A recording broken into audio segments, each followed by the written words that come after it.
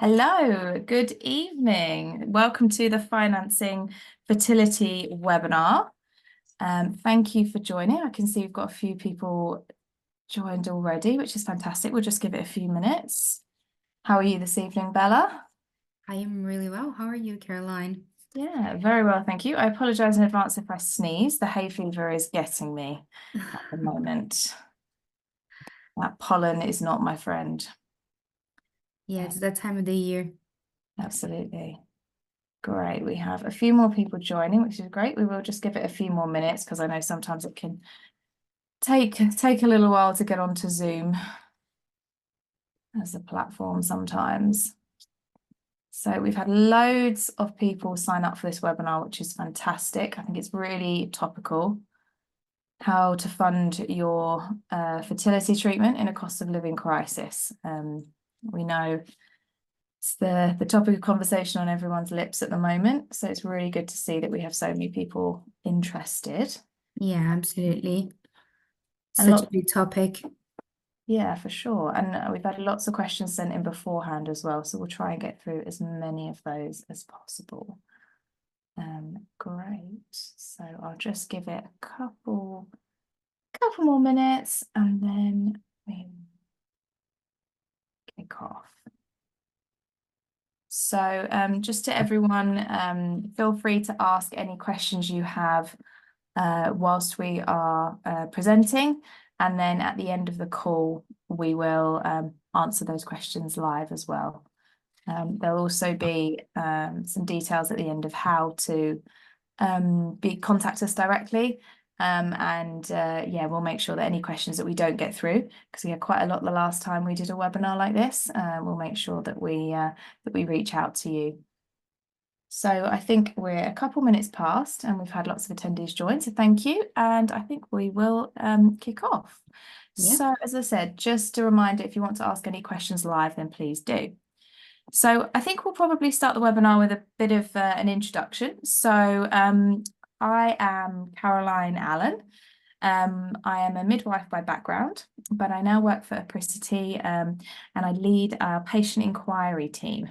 So this is the team of advisors, nurses and midwives who speak to people when they come to us initially and want to know what we're about, what we offer, what it costs, what the process is like. And yeah, essentially to set those expectations for if you were to become a patient with us. So yeah, I head up that lovely team.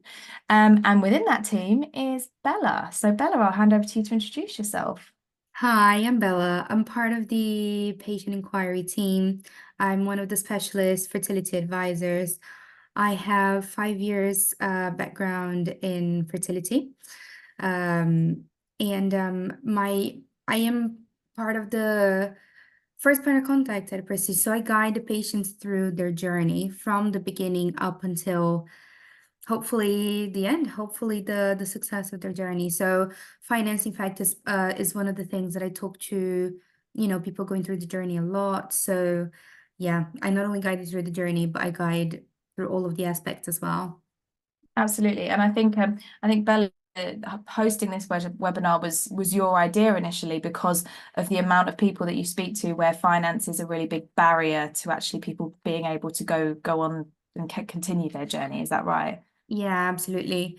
It is one of the biggest obstacles when it comes to their fertility journey. So I think this is going to be really useful. Amazing, thanks. So first of all, I'll kick off, but just by talking about Apricity in general. So obviously Apricity is the company we work for. We are a fertility clinic, but we work a little bit differently. So when Apricity was created, the purpose was to try and be different from that normal fertility market. So the fertility treatment can be overwhelming, stressful, time-consuming, expensive, and unreliable. So actually we wanted to shift that completely. So these are sort of our main pillars of how we are different. So firstly is we try and do as much at home or as close to home as possible. So it means that you only have potentially 2 or 3 visits to your treating clinic as opposed to up to 10 visits in a normal traditional fertility clinic. The rest of them are done virtual consultations or at home or as close to your home as possible. Similarly, we have a app, which is I call it a fertility advisor in your pocket. And this means that you have 7-day access to a fertility advisor that is specialist to you, to your journey, and they will take you all the way through from the beginning all the way through to the end. And on that app, there will be treatment, your treatment plan, appointment reminders, your sort of personalized advice and guidance, and everything that you can possibly need for your whole treatment. We also really pride ourselves on our success rate. So you'll see our tagline there is less stress, more success. And actually, when we initiated apricity as a concept, it was more of a hypothesis, really, of like we think that by making the journey as stress-free as possible, that we will have better success rates. And actually, it's proved correct. So we have a 48% success rate, which is actually 29% higher than the UK average, which is 37. So it's something that we're really proud of, and it obviously makes such a difference to our patients. And then the final the differentiator from a normal clinic is that we have transparent, all-inclusive pricing. And that's going to be the real topic of conversation today.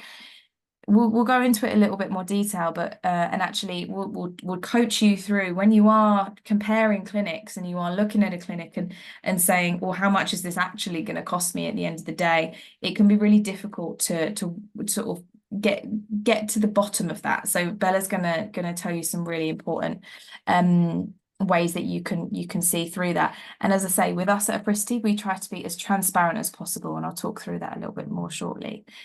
So the reason I've put this slide in here is about our fertility advisors and our 7-day support. And I know this doesn't necessarily relate to finances, but this is such a key difference to any other clinic. And these people that you see on our screen here, these are in our team. These are Bella's colleagues.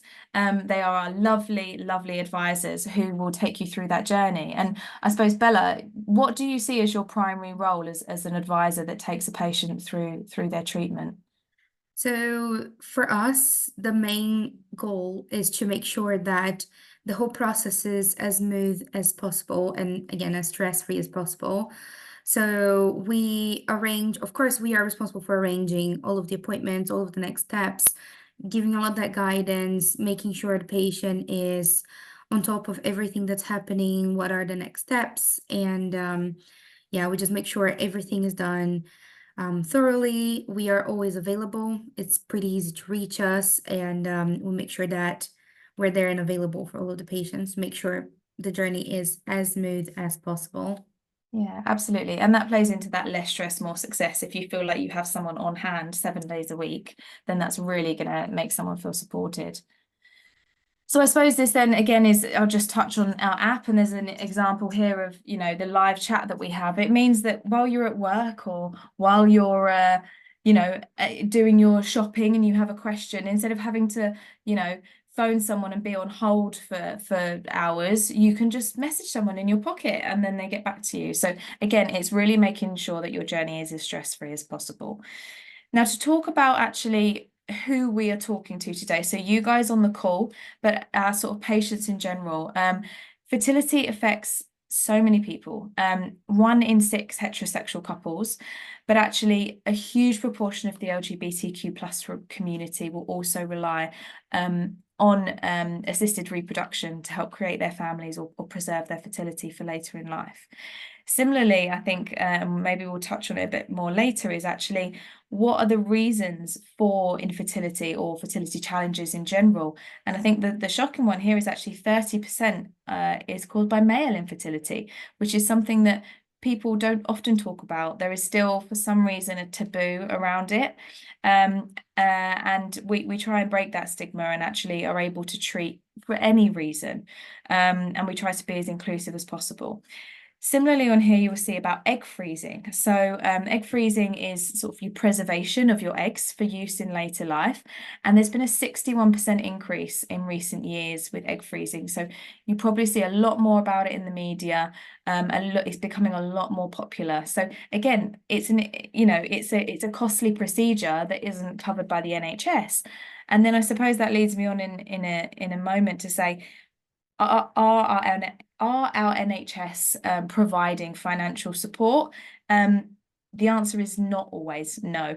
And actually, when people then have to go to private companies for their fertility treatment, we have such a high proportion. So 92% of patients reported that financial worries had worsened during this financial crisis, and felt that there was, and 90% felt that there was an emotional impact due to the rising costs of living effect on their fertility treatment. So we're talking about a real time whereby we should be relying on our NHS, but actually, as you'll see here, it's a lottery. Yeah, so not everyone is entitled to NHS care at all.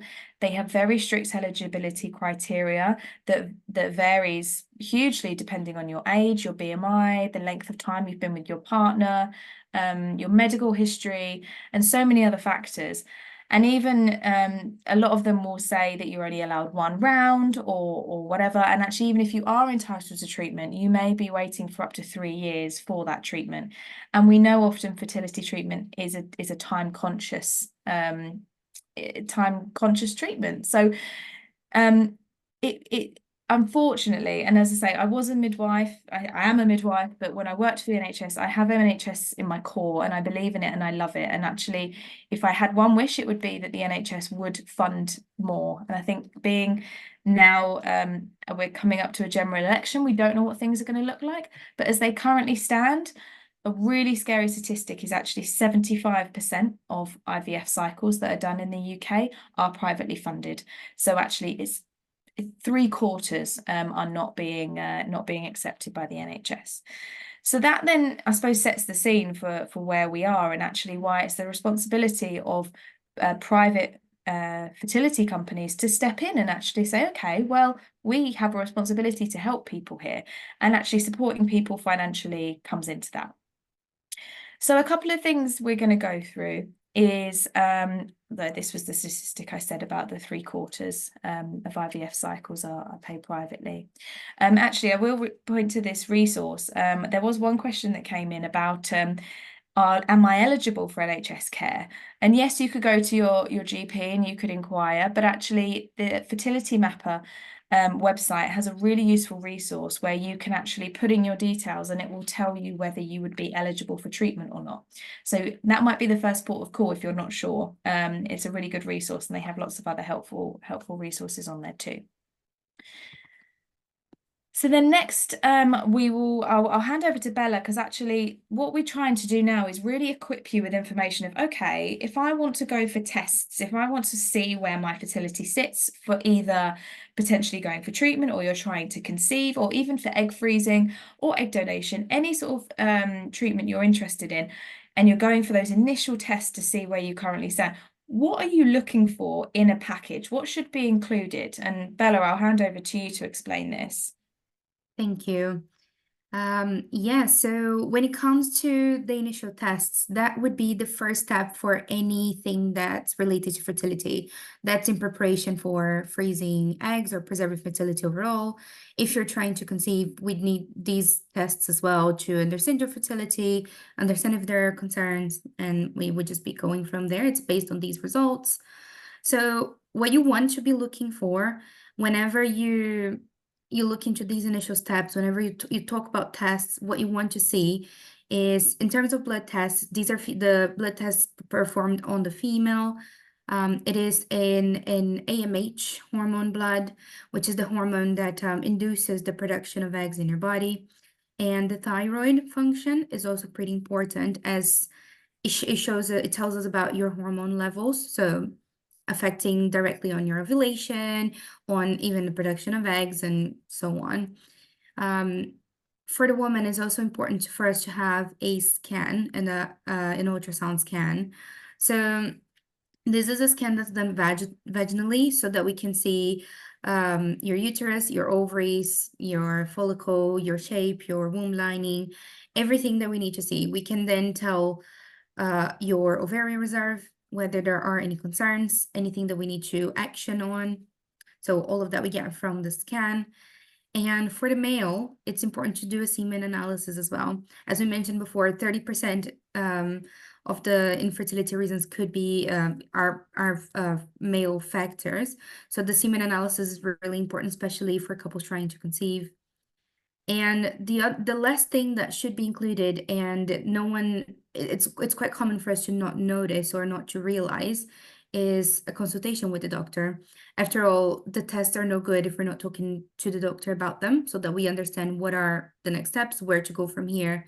So that's what you want to see. That's what you want to look for whenever you're looking for, the fertility MOT, the initial fertility test, diagnostics, anything like that as the initial step. Absolutely. And then if we move on to actually say, for example, you were interested in IVF, what is it that is included in that journey all the way from start to finish? Yeah, so in an IVF cycle, I mean, there are quite a few steps that are part of it, but overall, in a cycle, you would be looking at the pre-treatment, so anything that happens before the woman's period begins. So there are nurse consultations, doctor planning consultations, and the virology screening, which is blood and urine tests to check for virology. Um, Once the period starts, then we start through the medication and the monitoring. So there's down regulation, the stimulation medication. There are a few blood tests and many scans that will come into this point of the treatment as well, so that we can monitor how well your body is responding to the medication.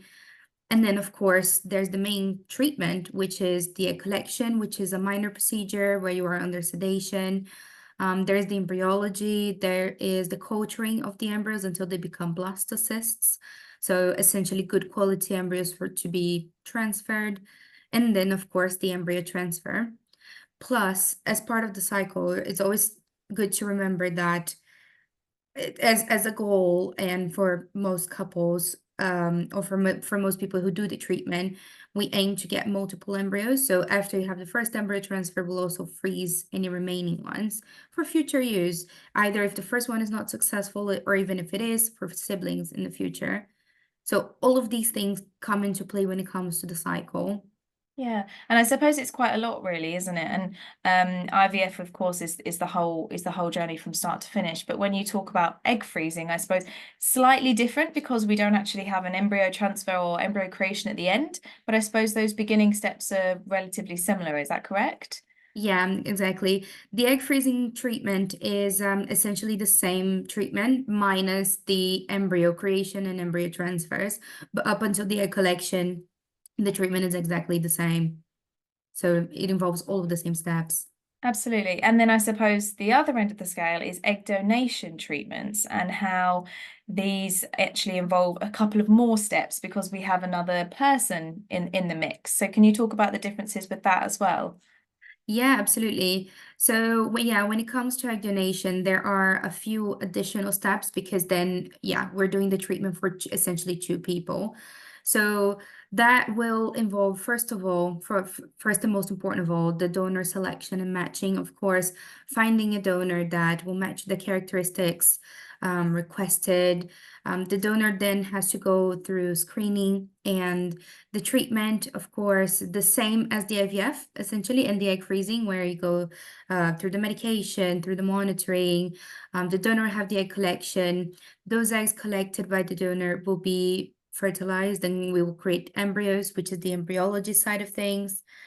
And then finally, we then get into the recipient side of things. So the person who will be receiving those embryos would then have to go through the medication, go through the monitoring as well, with blood tests and scans, up until the embryo transfer. And then, of course, this treatment also involves the storage of embryos. After all, we want to have multiple embryos for either multiple attempts or for siblings in the future.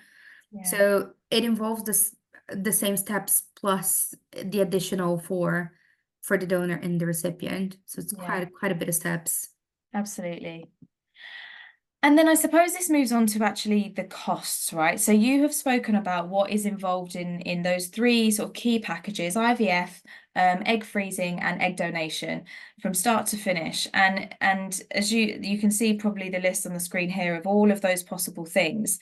And when you look at a traditional clinic, they don't necessarily show all of those costs in one, do they? So I suppose this blue price here is what you would normally see on a clinic website or an advert, but actually all the additions are the hidden costs.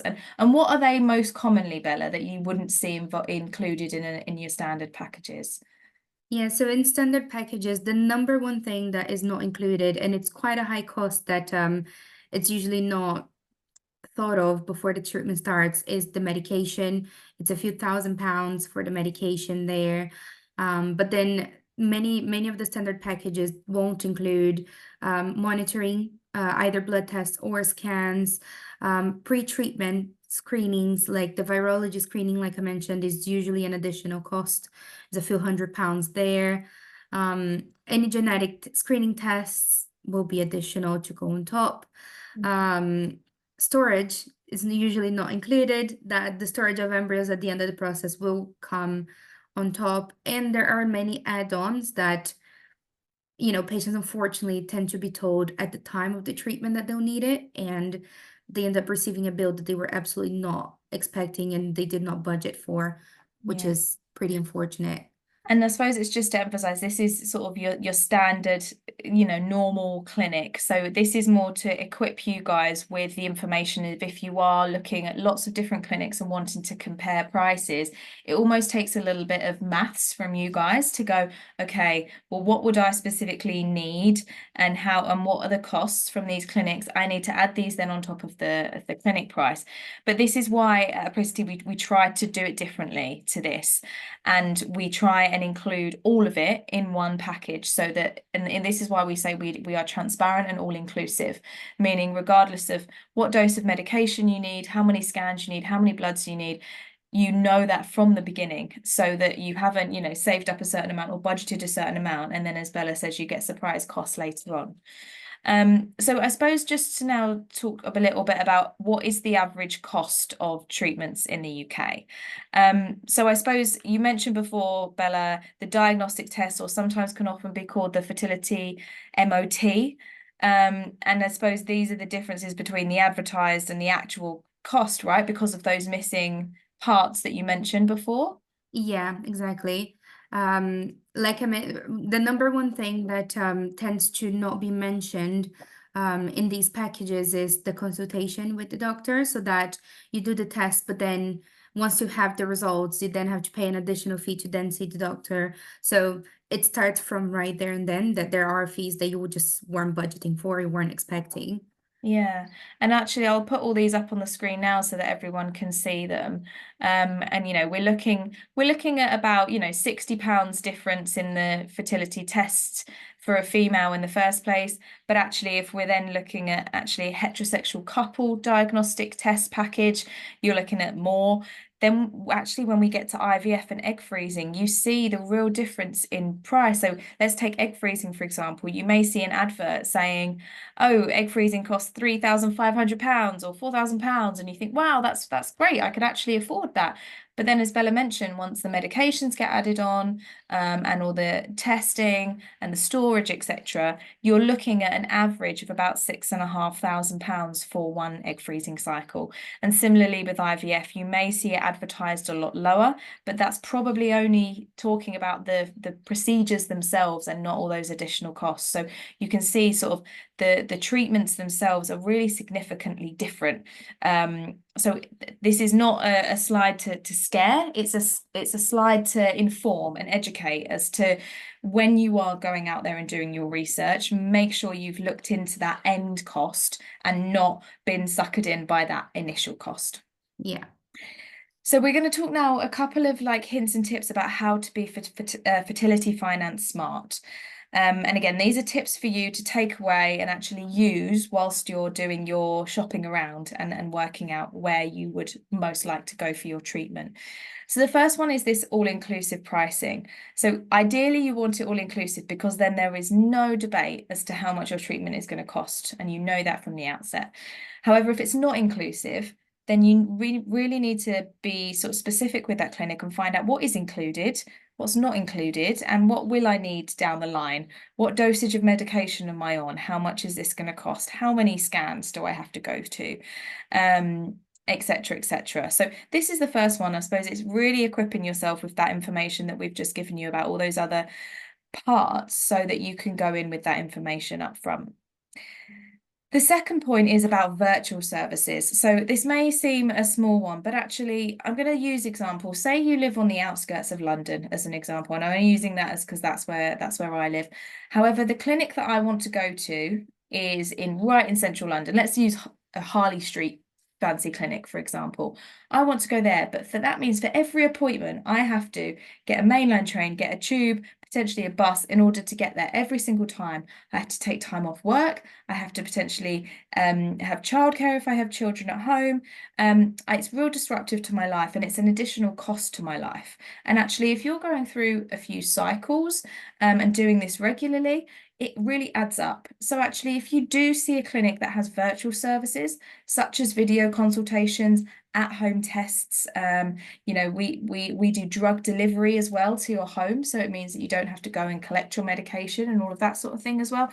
Try and reduce that travel and reduce those additional costs that actually you'll never see on a bill that is sent you, because this is all that additional stress on top. A third one as well, which we haven't mentioned before, is about multi-cycle packages. And this may or may not be applicable to you in your personal circumstance. But actually, what a multi-cycle package is where you buy, say, 2 or 3 cycles up front of either IVF or egg freezing or embryo freezing. And actually, what that does is then lowers the cost of each of those individual treatments. And the reason that clinics can do this is because it means they don't have to repeat additional screening tests. They don't have to repeat additional consultations, because essentially you're sort of in one flow of back-to-back cycles. So multi-cycles might be a really good way of you saving money per cycle. If you know you're going to need more. And as I say, it will be specific to your circumstance, so it's worth talking to your clinic about, but it's definitely a key way to save some money. The next one is about installment options of payment. So this is actually right. Okay, I know that now I have this fee that I need to pay or want to pay, but actually, can I pay that monthly? Can I pay that in installments? Is that something that I can spread the cost so it's not such a big upfront lump sum fee? And some clinics do this and others don't. So again, it's worth checking what options out there for you. Of course, at Apricity, we do this, and we'll talk a little bit more about it later, but definitely ask if that is an option. The next one is about considering treatment protection. So again, we'll talk a little bit more in detail later, but actually there is now options out there that will protect you if you have unsuccessful cycles. So that's another way of, once you've spoken to your doctor or your advisors and you know your chances of success versus not, there is nothing worse than going through rounds and rounds of treatment and not having a baby at the end of it. I know this is an uncommon scenario, but not having a baby at the end of it, and then also having a huge sum of money to still pay. So actually this treatment protection will cover you for that. So that's also something else you could look into. The final thing on here is about, does your employer cover you for fertility treatment with their employee benefits? This is something that is becoming much, much more common, much more talked about now. And so many people have coverage and don't even realise. A friend of mine has literally just gone through IVF and they were about to pay for it themselves. And I said, do you have private medical insurance through your company? And he said, yes. And I said, well, ask if you get fertility coverage. And they do. And he's now got it fully funded through his employer. So check with your employer. If they don't, tell them that they should, because it's such a critical benefit now. We've seen a big ramp up in mental health support at work, menopause support at work. Fertility support needs to be on the same level. There are lots of companies that have fertility under the same sort of umbrella as cosmetic surgery, and it absolutely is not. It is an essential part of medical care. So ask your employer, and if they don't, then they should. And actually that's a lot of the time how people go on to get benefits, get their fertility treatment covered by their employees' benefits, is by actually being that champion in that petition. So have a check with them. So I've mentioned sort of those things that you can do. And actually, I mentioned right at the beginning about what we can do as a private fertility clinic and how we have a responsibility to support people as much as possible because the NHS can't do that currently in this country. And I suppose, Belly, you're the one that speaks to patients all day, every day about actually how we can support them. So do you want to sort of talk about what it is that we're able to do? Yeah, absolutely. So to offer as much support as we can to our patients, the first thing we did at the beginning of the year is that we kept prices the same as last year.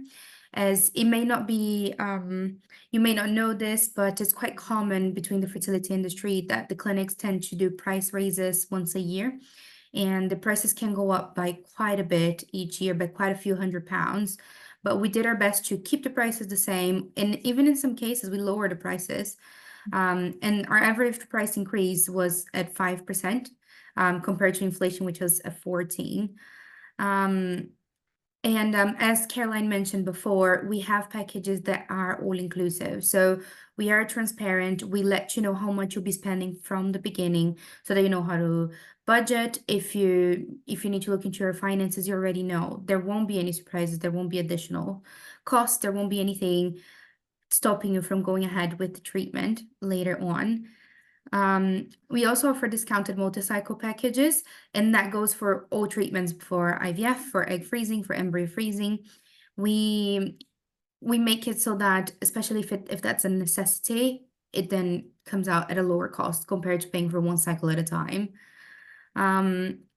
We also include unlimited counseling with all of our packages, and that is something that many people don't realize how useful it is, and that's because fertility treatment overall, and that goes both for people trying to conceive and for people looking into preservation.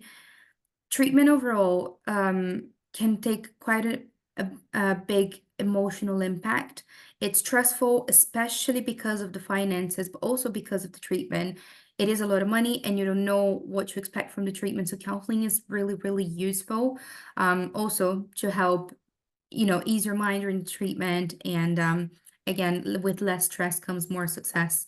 So we include unlimited counseling sessions with all of the packages, so patients just have access to that. And we're proud to offer two finance options when it comes to helping fix the costs. So that offers payment plans, protection, and we're going to talk about these a bit more in detail in just a minute. Yeah, absolutely. I'll go on to that slide now, Bella, actually. Oh, it's the next one, sorry. Let's go on to this one, because I suppose it ties into what you were saying about the finance options that we have currently at Apricity. Yeah. So at Apricity, again, to try and support our patients, we partner with two different companies to offer two different options when it comes to payment plans. One of them is with Can. So the way Can works is that they offer personal loans for the treatment specifically. So you can take out either the full amount of treatment or part of the amount of treatment, and you can just pay that back in installments. The installments can be as low as £100 a month, depending on credit and affordability checks, and you would have up to 7 years to pay back. The good thing with Can is that you can always check. They have a panel of lenders, so you can have different interest rates. It can go from 0% up until, I think, 14%. So you do have options to pick from, and you can always check, and it doesn't affect your credit score. So you can always have a look, see if that would be a possibility, and that would already be a starting point when it comes to financing your treatment. But then we also partner with Gaia, and Gaia offers a bit of a different product. So they offer the protection that we mentioned before. So they offer an insurance for the treatment. So the way it works with them is that if you get a plan, you would pay what they call a protection fee. The protection fee is a 20 to 30% of the total cost of the treatment, and you'll be able to go straight ahead with the treatment once that is paid. And if the treatment is unfortunately not successful and you don't have a baby, then you don't pay for anything else. You would only have paid for that initial protection fee, which was a fraction of the cost. And in the best circumstance that the treatment is successful and you did have a baby, you would then need to make the remaining payment, but then that can be made in installments. And the installments, again, can be as low as 100 and 150 pounds a month, just depending on credit and affordability checks. Gaia is strictly for couples trying, or for people trying to conceive, either with own eggs or egg donation as well. But for people looking into egg freezing or embryo freezing, so fertility preservation in general, can do is an option regardless. You can still finance the treatment with them. Absolutely. Thanks, Bella. And I'll just go back to the previous slide as well, because this sort of really illustrates sort of this all-inclusive package that we spoke about before, whereby our standard treatment packages will cover everything, and we won't read them all out that are on the screen there. You know, Bella has gone into detail before about, but they include everything you could possibly need, apart from a small amount of rare additional tests, that if you were to need them, we would discuss them with you and why that's the case, and they would be a choice to add on if needed. But they include essentially everything you would need in your standard treatment. And that graph there, I think, is really indicative of actually what we're trying to achieve, that once it includes everything and you know that up front, those hidden costs are just non-existent, as you can see in that diagram there. So I'll then move on to just a little bit more information about, does your employer support for you for fertility? So as I say, there may be some of you where your employer does already support you and it has a policy in place and maybe even a benefit. Some of them may only cover your initial diagnostics tests. Some will provide coverage through a private medical insurer, or some actually will cover through a cash allowance. Like, we actually partner with some companies that will cover up to £30,000 worth of treatment for one person, which is absolutely phenomenal. And these are the gold standard, fantastic companies that are really investing in the health and well-being of their employees. They are keen for retention of their great employees, and actually they know that when you feel supported in the workplace with fertility, that you are more likely to be productive and stay and feel like they care about you. So yeah, and as I mentioned, if they don't, there are so many great resources that can help you build a business case or even put forward a proposal to your employer to become fertility friendly. And as I say, the majority of companies that actually end up with a really great functioning fertility benefit have come from an advocate inside that has really pushed for it. So I've put on here Fertility Matters at Work. This is a great organisation that support with training, policy implementation, and are just a great resource overall as to actually how you can support in that workplace to try and make it a comforting environment. We also at Apricity have a fertility benefit partnership, part of our company, whereby that we think it should be included. Obviously, we work for a fertility company. Us as individuals are very well supported on our own fertility journeys, and actually we can see the value of that. And we've also worked at places that don't, and we can see the impact that has. So we are able to support people with that fertility benefit. So again, please reach out if that's something that you would like support on. But actually do look to your employer, because they often will have something there already. So I suppose we'll finish off with some key takeaways of what we've covered today, and then we'll move on to some questions. I can see we've got some great ones coming in, which is great. So setting the scene is that 3/4 of IVF treatments are not covered by the NHS, and it breaks my heart, genuinely, to say that. And what that means is us as fertility companies and private fertility companies have a role to play to support that huge proportion of the population that will then have to lean on funding their own care. So some real key things to look for when you're shopping around and you're looking for your chosen clinic. Look for all-inclusive pricing. It's always going to be preferred because it's fully transparent up front, and it saves you then having to work out absolutely everything that may or may not be included in those packages that are all split out. The next one is take advantage of virtual services to reduce that travel cost and work absence and that convenience to you in your life. The next one that we mentioned is about considering multi-cycle packages. So this may or may not be appropriate to you, but your clinic will be able to advise. This will lower the cost per cycle. Next one is about asking for installment payments or being able to spread that cost so it's less of an impact for you initially up front. And you know, as I say, at Apricity, we do offer that. Next is about checking your employee benefit scheme to see if you are supported, and if not, could you be supported? I think you may be surprised at actually how much employers now see the value in supporting the fertility care of their employees. And then the final point, and I can't emphasize this enough, is that when you're choosing your clinic, choose it because you feel comfortable and confident in that clinic, not only in the care that you receive, but also that they are physically, emotionally, and financially supporting you. And as I say, I can't stress enough that financial support from clinics is super key. And as I say, Bella, you as an advisor, you've mentioned that your responsibility is taking someone from the very beginning where they've got loads of questions and don't know where to turn and actually don't know what they need or want, and actually all the way through physically, emotionally, financially supporting them to a point where they are ready to start treatment, they know what to expect, and then hopefully we have a baby at the end of it, right? And that's I suppose your job role summarized, right? Yeah, exactly. It's a matter of making sure, you know, they have I hold everybody's hands so that we can get through it with the least amount of stress as possible. Absolutely.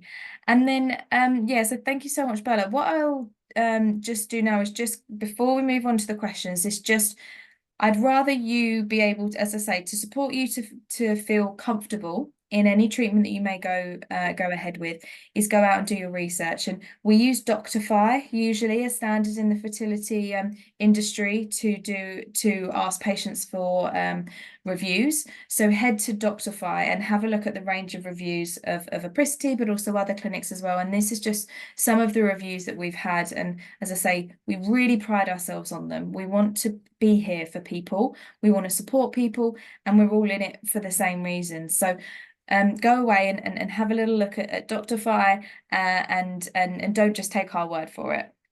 And then the final slide, I'll leave this up here whilst we're going through our questions, is Bella, obviously, who you've met tonight. Her primary role a lot of the day is talking to people that have lots of questions and want to know, right, how do I take these first steps? You know, this is my medical history. This is the situation I'm in. What do I do? Where should I go from now? What tests are right for me? What package should I go for? What's it going to cost? All of that sort of thing.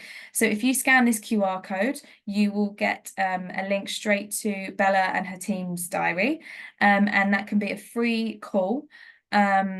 And you can discuss with Bella and, as I say, go over your personal circumstance, because obviously we know this is such an individualized segment. So I'll leave this up here, and yeah, Bella is free to chat with any of your personal questions that you have. So I will move over to questions now. We've got about 15 minutes for questions. So thank you so much to everyone for joining so far. If you do have any more questions, please feel free to write it in the chat. So I suppose the first question is really relevant maybe to this last slide, and they've said this is very helpful, and so thank you for saying that. I'm really glad to hear that you found it helpful. And they've said, I'm not sure what tests or treatment I need. Are your team able to guide me through all of it? So Bella, what would you say to that? I would say the answer is yes. So that's exactly what I'm here for. What I would say is book a call with me, use the link or just reach out, through a website at any point. I will be in touch. Basically, I will speak with you to understand your history, what you're looking for, what kind of things you will need, and then I'll guide you through it. I'll let you know what are the tests that you should be looking at, how we can arrange them, and guide you through it, get you to the point where, just pretty much get you through the fertility journey together. Yeah. Definitely. Absolutely. And then I suppose the next question is, how will I know if I'm eligible for this? And I noticed that this question came in whilst we were on the slide about Gaia and Can Do. And I suppose there's two ways, isn't there, Bella, whereby people sometimes come to you and know what they want or need, and then they go off to Gaia or Can Do to apply. But I think people can go directly there to begin with. Is that right? And how would they do that? Yeah, that's right. So the eligibility criteria for Gaia more specifically, it's their own. So it is separate from us. So to find that out, you would need to go through the website and do the application. They have some criteria, medically speaking, and you will need to go through a credit check as well, just because of the financial side of things. The medical eligibility, they look at several different things like medical history, um, ovarian reserve, test results, if you have had the test done. But I think two of the main ones is based on BMI and age, as in you would need to have a BMI under 35 in order to use one of the packages. And you would need to be, if you're using treatment with your own eggs, you would need to be under the age of 42.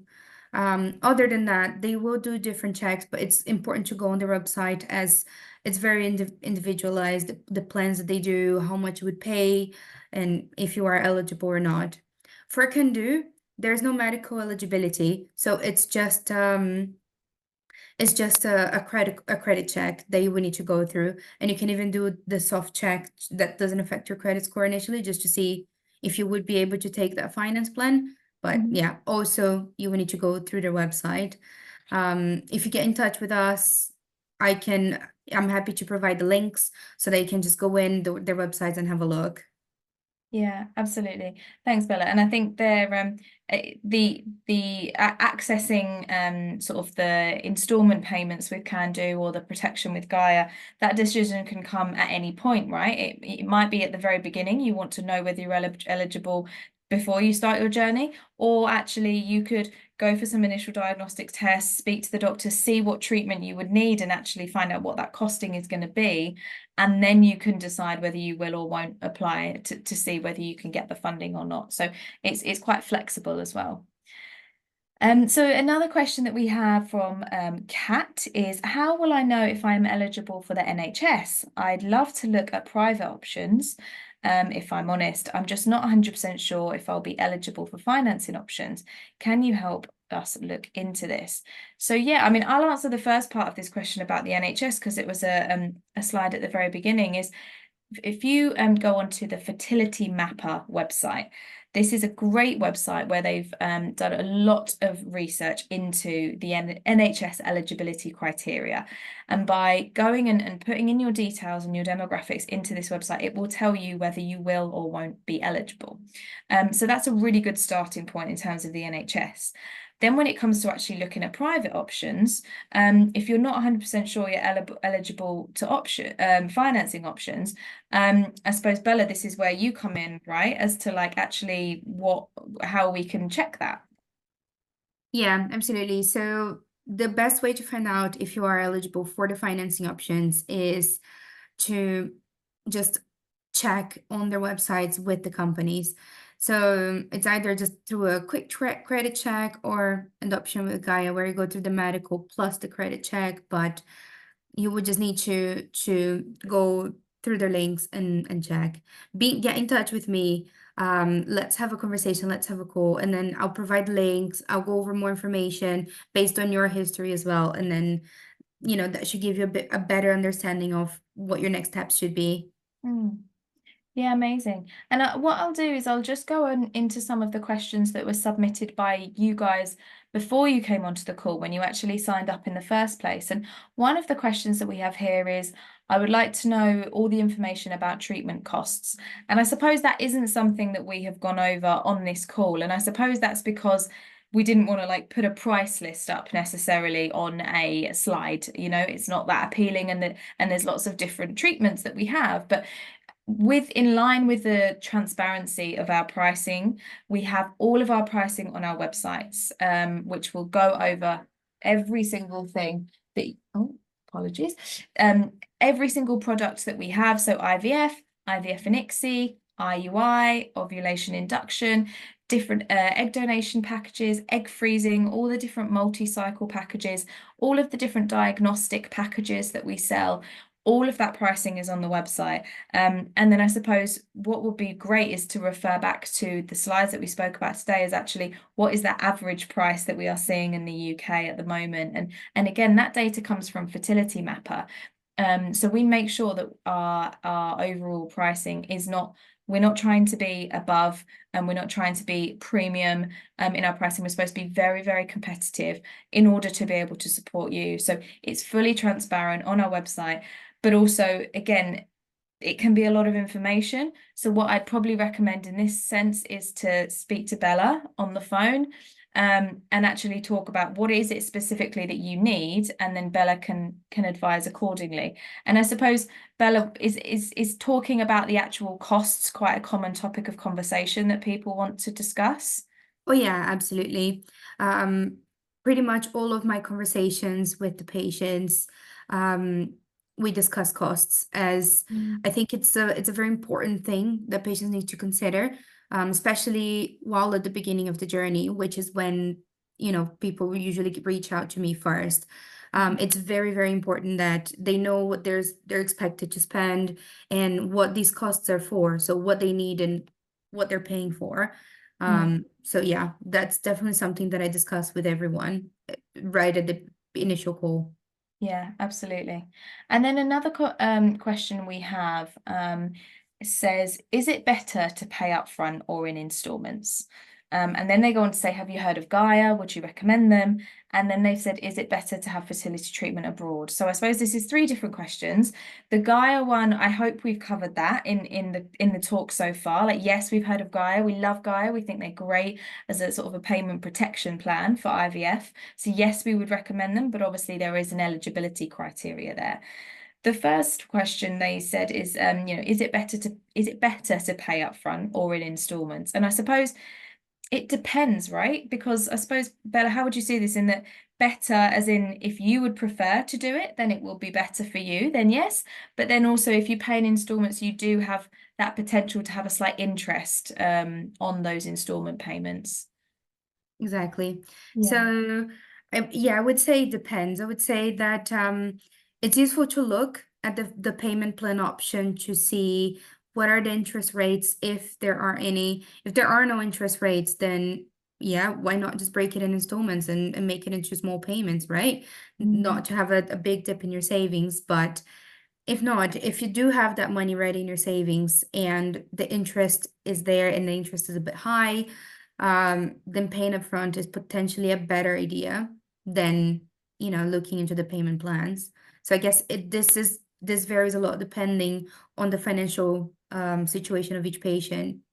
Yeah, absolutely. So it comes down to what is right for you at the end of the day. And I suppose us as a clinic, we want to provide those choices, right? Yeah. And then the third part to the question is it better to have fertility treatment abroad? And I suppose if you're looking at costs wise, it doesn't tend to vary too much. Again, I think you have to look at the whole package of it's not just the cost that they're going to say that the egg freezing or the IVF costs in that country. It's also the travel to get there, the hotel stays, the commute to the airport, the additional medication, the when you come back to the UK, should you need additional care because there's something that's gone like not quite to plan, those potential costs that are there. So it's, I think, again, I suppose a little bit of advice when going abroad is to really think about what that whole package cost is going to be and all those additional costs. And but then in terms of treatment itself, Bella, what would your perception be on patients that choose to go abroad versus the UK? I would say that in the UK, all of the clinics, including ourselves, are regulated by the HFEA.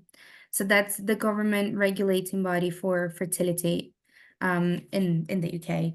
So all of the clinics have to be compliant. There are rules that we need to follow. We need to make sure that the treatments are, following the right protocols, the right rules, so that we offer a safe and successful treatment for our patients.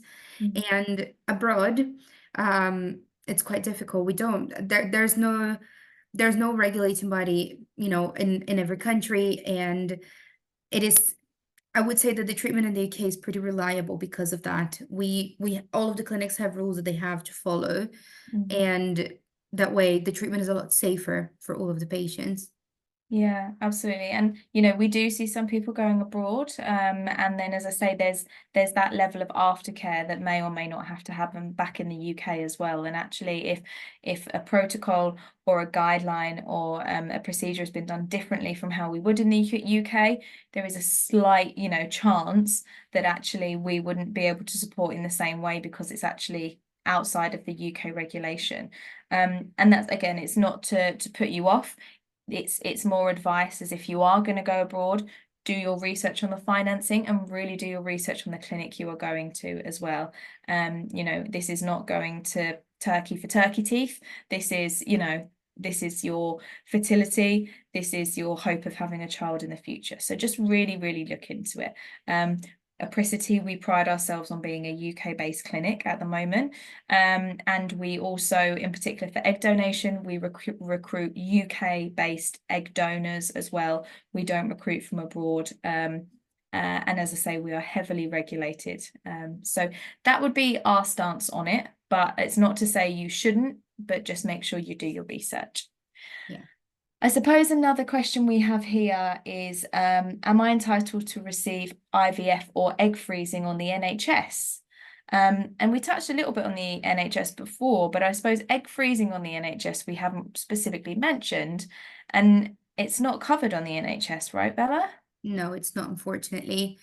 I believe the egg freezing on the NHS is only offered for patients that are unfortunately going through cancer treatments in the future, as these type of treatments will severely impact the fertility. But other than that, it's not. If you do want to freeze your eggs, you will need to go privately for it. Yeah. Whereas IVF, as we've spoken about, you can get on the NHS. However, the eligibility criteria is particularly strict. It's a postcode lottery, and there is often long waiting lists. So yeah. And then I suppose we're nearly to time. But the final question that I will ask, we have so many come in actually. So I'm trying to pick a good one for the for the last. Well, actually, let's touch on this one. It's I'm interested in freezing my eggs. How much will this cost me for one cycle? And I suppose let's end on some transparency. So that all-inclusive egg freezing package, Bella, from start to finish, with all the medications, the scans, the stimulation, the sedation, the egg collection, the freezing, the storage, from start to finish, how much would a cycle of egg freezing cost? The total cost of the egg freezing cycle is £6,295. Yeah, and I think that's again pretty average, if not slightly below what you would pay if you went to any other clinic. But obviously we're transparent about it up front as opposed to breaking those costs down and hiding them. So we are to time, and I'm gutted because we have so many more questions come in. But I really do thank everyone for joining this evening. It's been really, really great to share this with you. And as I say, we are here for you. We understand that you are doing your research and wanting to know what clinics can do what and how we can support you best. Please do book a call with Bella. Or reach out via our website. We have a live web chat as well that's open during the day, or you can give us a call directly if you'd rather speak to us when it's convenient for you. And we will happily help you as much as we possibly can. So from me, a big goodbye and thank you. And yeah, thank you so much to my co-host Bella, who is the expert in everything financing and supporting our patients. So thank you for all you do. And it's been great to chat with you this evening, Bella. Yeah, it's been great talking to you too. Thank you so much. And thanks everyone that joined the webinar today. I really hope the information was useful. Absolutely. All right. Take care, everyone. Have a lovely evening. Take care. Bye-bye. Bye.